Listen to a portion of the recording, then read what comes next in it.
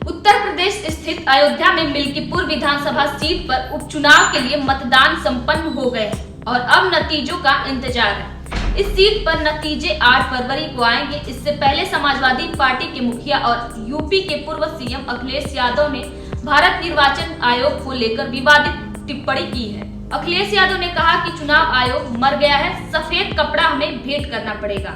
ये बीजेपी का चुनाव लड़ने का तरीका है। चुनाव आयोग मर गया है, सफेद कपड़ा जो होता है वो हमें भेंट करना पड़ेगा। तो वहीं जब अखिलेश यादव के इस बयान को लेकर बीजेपी सांसद रवि किशन से पूछा गया तो उन्होंने कहा कि 2024 में लोकसभा जीते तो क्यों नहीं ऐसे बोले, ये सही नहीं है। जब अखिलेश यादव जीतते हैं तो चुनाव आयोग को छाती पर लेकर नाचते हैं।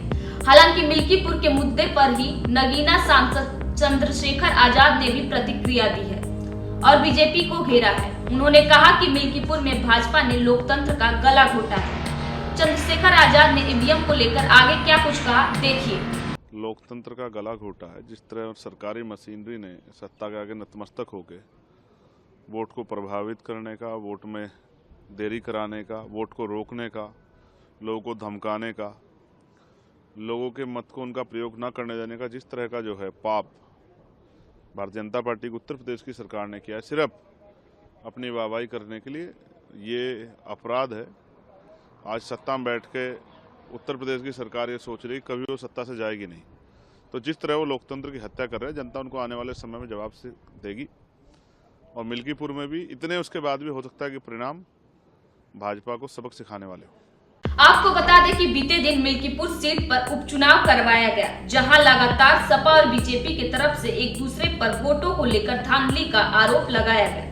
सपा अध्यक्ष अखिलेश यादव ने वोटिंग के दौरान एक्स पर एक के बाद एक कुल 86 पोस्ट किए, जिसमें उन्होंने कहा कि लोगों को बीजेपी के एजेंट द्वारा वोट न करने के लिए डराया धमकाया जा रहा है। तो वहीं बीजेपी ने भी कहा कि सपा लोगों को जबरन फर्जी वोट डलवा रही है। दरअसल मिल्कीपुर उपचुनाव समाजवादी पार्टी और भारतीय जनता पार्टी के बीच प्रतिष्ठा की लड़ाई बन गया है।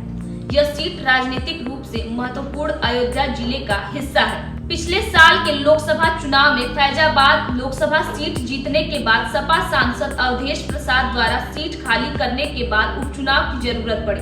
2022 के उत्तर प्रदेश विधानसभा चुनाव में मिल्कीपुर अयोध्या जिले की एकमात्र विधानसभा सीट थी जहां बीजेपी हारी थी। सपा जहां इस चुनाव में सीट बरकरार रखने की कोशिश कर रही है, तो वहीं बीजेपी फैजाबाद में अपनी हार का बदला लेने के अवसर के रूप में देख रही है। लखनऊ से प्रियंका यादव की रिपोर्ट, जनमत न्यूज।